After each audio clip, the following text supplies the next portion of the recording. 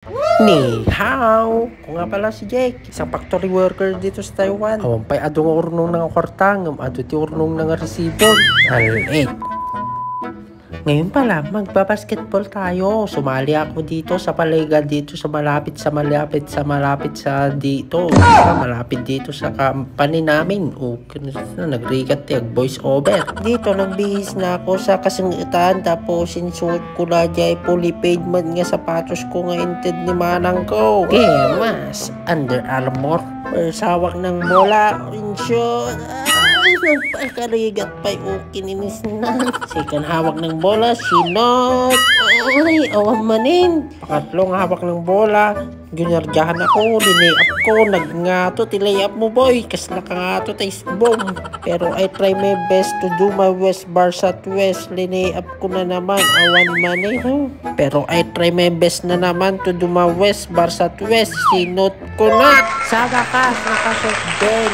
Pagkatapos shoot, ito, tinuturoan ako ng coach ko na magwardya ka. Sige coach, ipasa ka dito kay Tayag tapos idunk niya para may highlight tayo. Kahit matambakan tayo, basta may highlight, mayat na dyan. Basta ako bahala sa inyong lahat.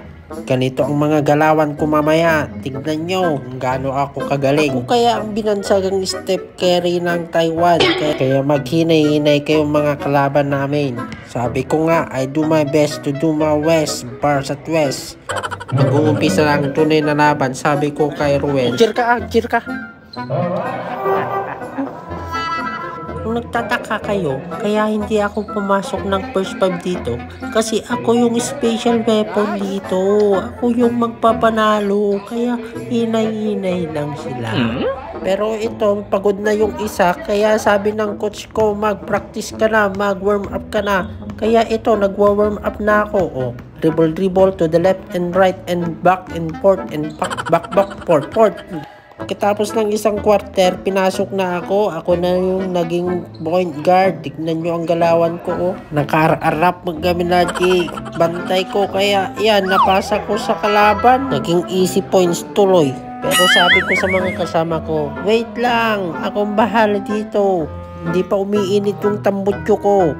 Tapos dito, pinasok na si Ruel. Tirang, sabi ko kay Ruel, screenan mo yung kalaban ko at ako magsasaksak. Pagkatapos kong sinabi yun, sinab naman na ako. Kininis na. May play pa naman na kami ni Kirang. Pagkakataon ko na sana mag-shoot. Tapos linabas pa ako. Hindi pa lumalabas yung mantika sa katawan ko. Kararatnan. Pagkatapos ng second quarter, eto nakaupo na lang kami. Hindi na kami pinapasok ng coach namin. Tingin kami ng tingin sa kanya. Ayaw na kaming papasukin. Kaya yan, natambakan na kami. Tuloy, nawanan na ng gana si Kirang na buyain yung laro. Ito pala yung score, 40-58 in favor of Greek Cake. Nawanin. Handa kami magamin pinastrag. Kisukasta na tambakan kami. TD18 puntos. Good game. Katropa. Bawin na lang sa susunod. Hindi kasi ako nakainsayo ng mabuti. Kaya bye-bye.